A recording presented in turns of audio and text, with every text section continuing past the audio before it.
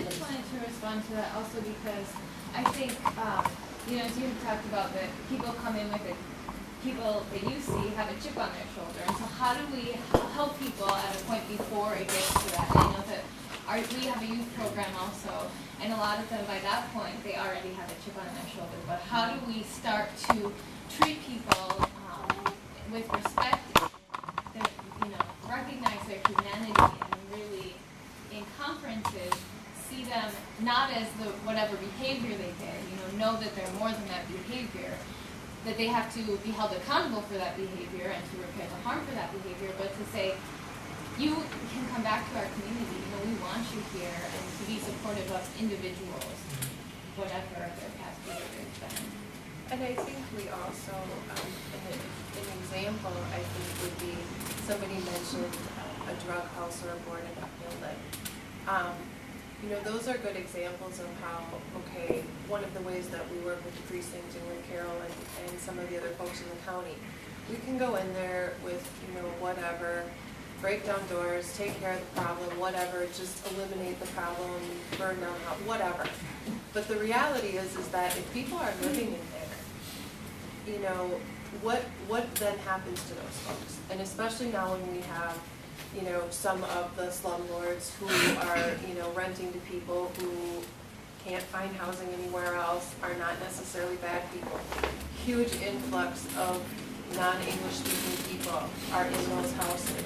Well, instead of just kicking them out, what can the neighborhood do? And so I know that many of the neighborhood groups, and I was working with Holland on a specific property for that very purpose. It's like, okay, yeah, we got to work with the police department. We got to get these people out of here. This house has to be taken care of. But let's make sure that the people inside, most of whom are little children, are not left homeless. What do we do? So it meant getting some neighbor who spoke Spanish, who could go with us to the house as a group, who could say, you know what, you should not have to do this. You should not have to live like this, just so you know this house is going to be condemned, whatever. And really, it is asking a lot of you as neighbors, but you have your choice. Because if you don't take care of the problem that way, it's just, it's that whole huddle thing, it just rules. I want to kind of piggyback on what Barb's saying. I lived on a block that had, I believe, about 40 units of PPL property. And one thing that we did was we had National Night Out with the PPL building. They were part of the community regardless. And I think one thing that's happened today, somebody said, I don't know if I've got any concerns now, but I might. You know what, you now are aware of people who are in the community. We need to connect with them, not just say we don't want you in our neighborhood. Because you know what, there's felons on every block in this city. There's somebody who's been arrested on every block. They're part of our community, and if we just keep saying we don't like you, we don't want you, we don't need you, we're putting that chip on the shoulder.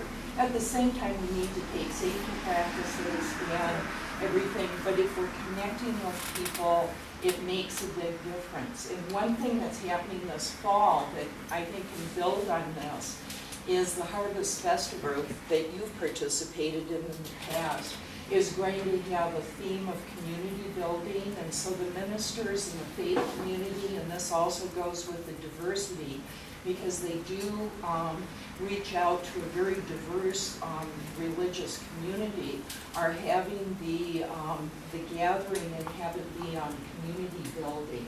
And so I'm going to bring to the planning table that we need to talk about this as part of the festival, the Harvest Festival, that we need to talk about some of the people who need to have folks reach out to them. The last thing that I'll mention, when Amy said, what can we do? One thing that they did downtown was they made a little card up that said, if you need clothes, you can go here. If you need work, you can go here. But in Northeast, I haven't had the list of services that people could go to. So maybe a couple of us could work on developing that card so that people would have that, because they feel like, well, gosh, I hate to not give anything to this person who's panhandling, who's down and out, and then you can give him something. Half the time you do already know about PPL and the Salvation Army, but at least you're feeling like you're doing something and you're giving them some direction and some support. So that's one thing that I would be willing to work with you on. The last thing I want to mention as I pass this around, you can sign up for the alerts that the inspector mentioned. It's in the first paragraph here, so you can get alerts when I send them out. Well, I just want to thank everyone for coming once again and thank our guests, not just for spending time with us, but for all the work that you do all the time in this community to, keep us safe and try to make a place for everybody in this community.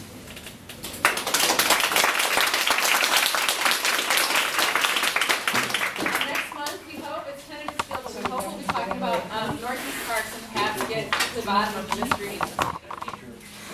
I have a bunch of information if anybody wants them, I'll leave it on the table.